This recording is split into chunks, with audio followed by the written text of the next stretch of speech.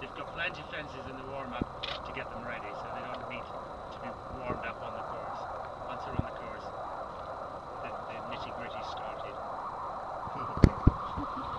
So it's not really thick yet. It'll be another year before it's perfect. So we're not using it too much. But we're running through here, and then we're using this nice friendly fence up the hill, coming out of the dip and attacking. So the American flag for the 3-star, and here on the left you're about to have a Scottish flag.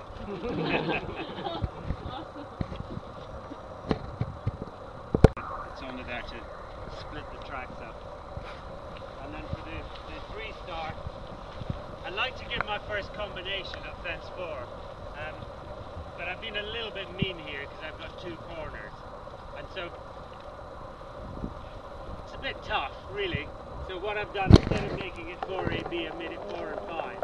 So if they jump the first corner and it's not great, they can circle and then represent to 5 to the second corner, and they won't get penalties. If I made it an AB and they weren't ready in the circle, they'd get 20 penalties.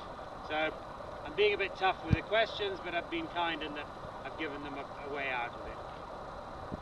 I think it'd be. I'm sure the riders will agree. So they've got to come right down here, below the tree to get onto the line.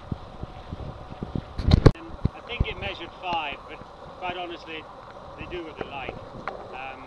Some of them will try and jump across this and straight line it to 5. Others will swing way wide and come back at it.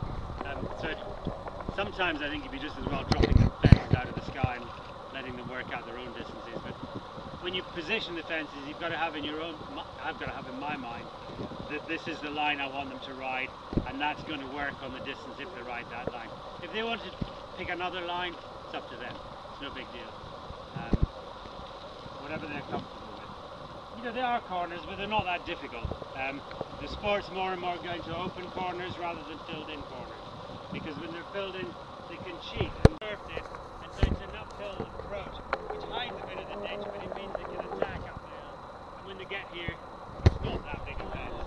If there was no ditch there, it's nothing. In fact, there's a ditch there, but it's an introduction to what's coming involved. And you know, all the levels have got chicanas here, to just different degrees. But what's new this time is, well, actually, this is a new fence, and then we're going to wiggle through here, because there's 3. These actually, they're just the 3 trees, and it's just perfect. People will be driving past, and the adrenaline is ground. They'd be making a mess of their underwear, having a look at it. And so they jump through here, the big boys on the right, and then it's a tight turn to the first brush in the hedgerow. Oh, and wow. then the 2-star, I've got the left-hand brush, which actually looks smaller hole to me, but there you go. See if the riders get concerned about that. And then they turn, a slightly easier turn to the second brush in. So it's the same question again for each class, but it's just a slightly softer turn for the 2-star. About 1.5 feet of the fence in. It was another 1.5 feet wider, and it was a bit taller. I built the ramp up with landing, because the first year I think we had a few jumps in the ditch and 2 or 3 fell off as well. The idea is really, it's just a galloping fence, but they've got to be brave to this, but then they've got to be accurate to the next one. I need to get my flippers out, flip the key in the box. So, what is interesting, you know, I put this same question last year, and we had 4 strides down there, but a couple of the horses jumped so boldly, landed, and just kept attacking and went on 3. And that's fine. If that's what your horse is like, then you have to go for it. You have to be ready to adjust when you're on a course, and it's not just, you have the plan in your head, but if it doesn't work, you've got to react to what's happening underneath you.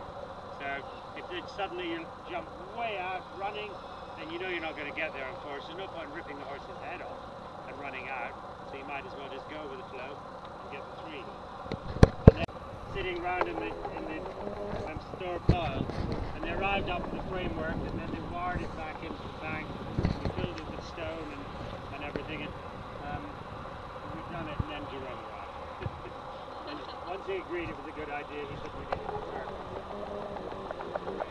It's not that big a fence. It could have been a little bit meaner, but it's still quite a big growth. And they're running all the way downhill to the moose, and then there's another big drop. So I didn't want to be too mean at this drop. But when they land on downhill terrain, it softens the drop.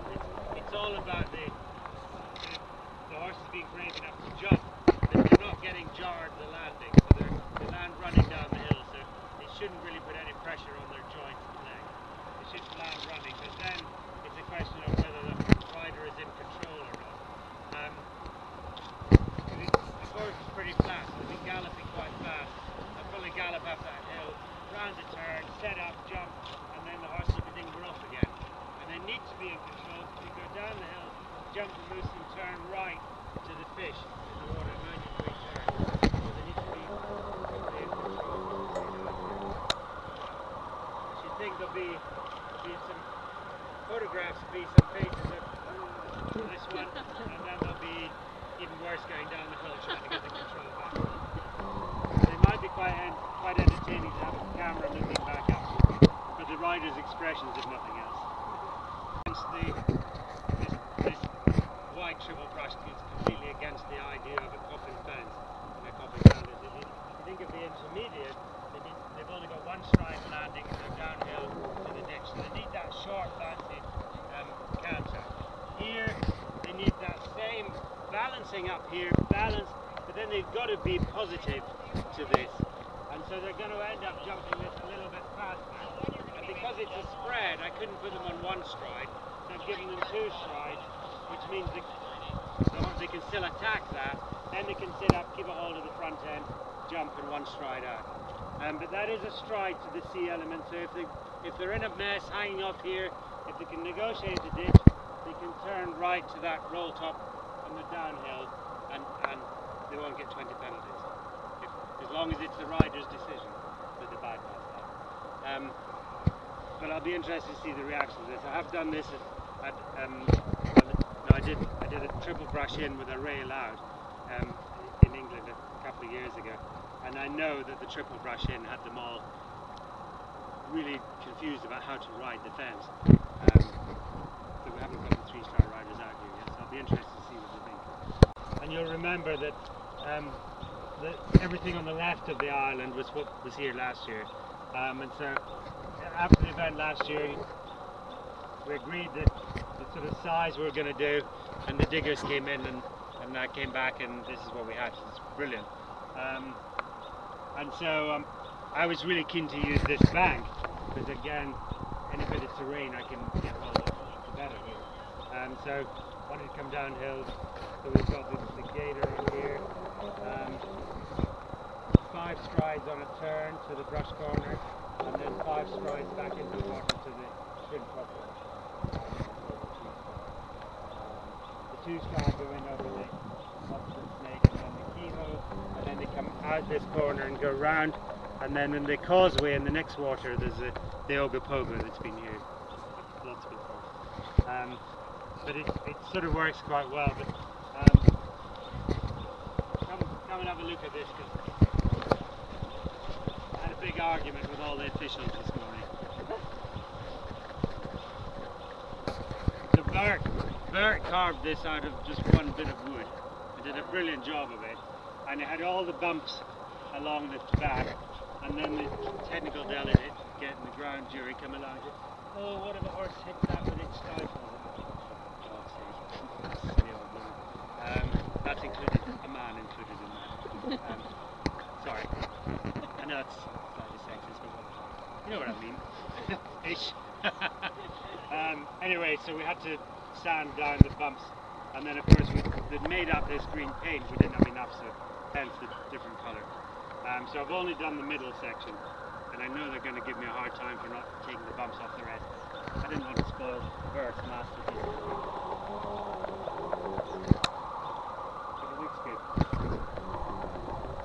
What's the gator's name? I've just named it. You must have a look at the data truck over there, and then cut them out, and then they finished painting them last night. That's great. And then the bar here has got different levels going through, but the doors are chopped up and then they drop down depending on you can move the doors up and down. Oh, cool. And you're wanted. And the wanted posters, yeah. We were disappointed that we're all the same price, but we're expecting the riders to sabotage them as the week goes on.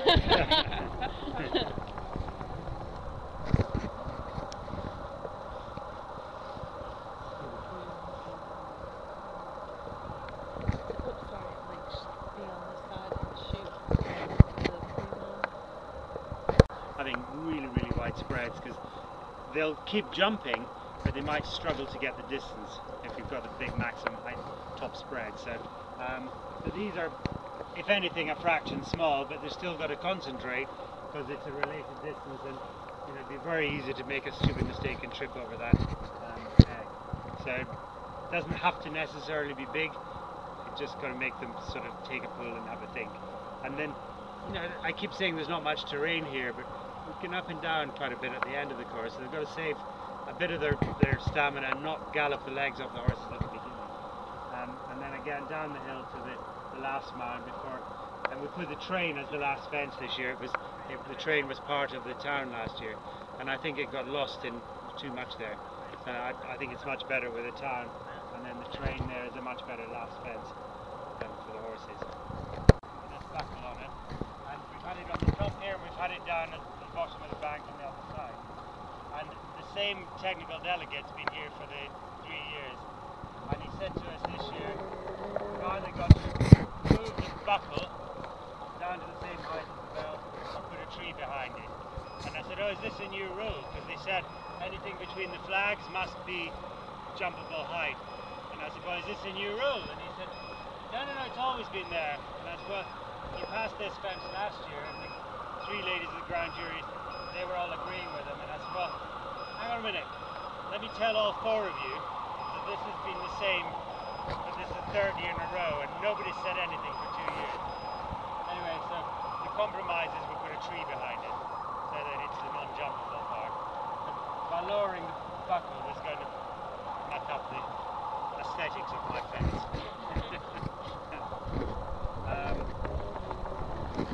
But it's extraordinary, and they argued black was white, that it was different last year. It wasn't. We've got it in photographic evidence.